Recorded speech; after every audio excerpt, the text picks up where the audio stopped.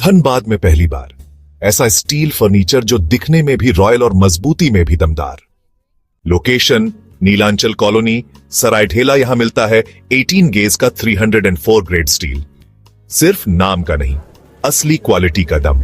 और सबसे बड़ी बात, पीवीडी कोटिंग के साथ 50 साल की गारंटी। मतलब न कलर उड़ेगा, न फर्नीचर पुराना लगेगा। हर प्रोडक्ट कस्टमाइजेबल है। आपका डिजाइन, हमारी मेहनत, सर्विस चार्ज बिल्कुल फ्री। और दाम मार्केट से सस्ता। अलमारी, टेबल, किचन रैक, जो चाहे वो बनेगा आपके स्टाइल में।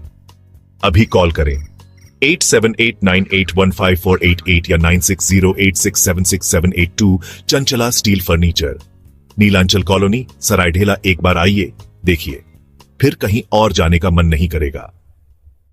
पिछले 11 जुलाई शनिवार को निरसा थाना द्वारा जब्त की गई 4 हाइवा पर 4 दिन बीत जाने के बाद भी प्राथमिकी दर्ज नहीं होने के विरोध में निरसा विधायक अरूप चटर्जी एवं निरसा व्यापार मंडल के निदेशक सह भाजपा नेता मधुरेंद्र गोस्वामी ने उपायुक्त धनबाद से मिलकर लिखित शिकायत दी है एवं वस्तु स्थिति से अवगत कराया है। पत्रकारों को जानकारी देते हुए विधायक अरूप चटर्जी एवं मधुरेंद्र गोस्वामी ने कहा कि रेक के माध्यम से कोयले की बड़ी मात्रा की हेराफेरी एमपीएल में हुई है। पूर्व में 8 हाइवा एमपीएल में खाली हुई है। 4 हाइवा पकड़े जाने के बाद 4 दिन बाद भी प्राथमिकी दर्ज नहीं हुई। उन्होंने बताया कि मेमस गन्नायक कोल ट्रांसपोर्ट कंपनी रांची को बालीडीह रेलवे यार्ड से कोयला एमपीएल पहुंचाना था, जबकि उनके द्वारा ऐसा नहीं करके पाथरडी के एक भट्टा से मिट्टी पत्थर की आपूर्ति की जा रही थी।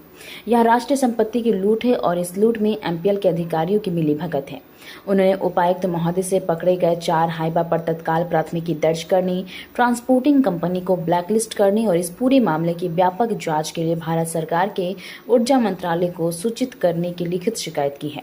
इसके अलावा भाजपा नेता मधुरेंद्र गोस्वामी के द्वारा इस पूरे मामले की जानकारी झारखंड के नेता प्रतिपक्ष बाबूलाल मरांडी के संज्ञान में दिया गया है। एमपीएल में जो 4 हाइवा पकड़ाई थी, 4 दिन बीत जाने के बाद भी अभी तक उन हाइवा पर प्राथमिकी दर्ज नहीं हुई है। इसके विरोध में हम लोग कल धनबाद के उपायुक्त महोदय से मिले और मिलकर के लिखित रूप से उनको शिकायत दी और विस्तृत रूप से पूरे साक्ष्य के साथ, डॉक्यूमेंट के साथ उनको बताने का काम किए कि ये जो हाइवा है पूरे रूप से ये अवैध है, गलत है और एमपीएल के अधिकारियों की इसमें मिलीभगत है। जीपीआरएस की ट्रैकिंग रिपोर्ट हम लोगों ने दिया है।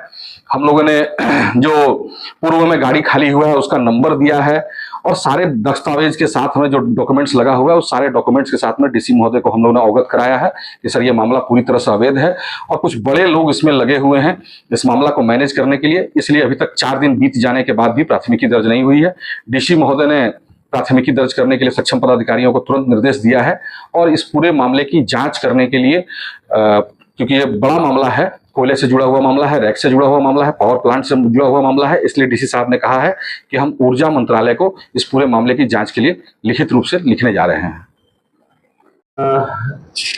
गन्नायक कोल एवं कंस्ट्रक्शन प्राइवेट लिमिटेड के द्वारा आरएनआर मोड में कुछ एमपीएल को कोयला सप्लाई की जाती थी, जिसमें 1900 कुछ टन की शॉर्टेज हो गई थी, जो बाद में कंपनी को 1,81,00,000 का पेनल्टी चार्ज किया था। लेकिन पेनल्टी के बदले एमपीएल ने उसको बाय रोड या दूसरे कोई भी माध्यम से सप्लाई करने की बात कही।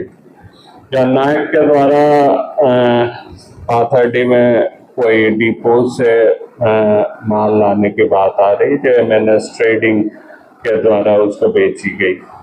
लेकिन जो डी फॉर्म है या डी चालान है, जो माइनिंग चालान होती है, वो भी एमएनएस की है। एमएनएस ने डायरेक्टली माल सप्लाई किया एमपीएल को, जबकि ऑर्डर गन्नायक कोल कंस्ट्रक्शन कंपनी की थी।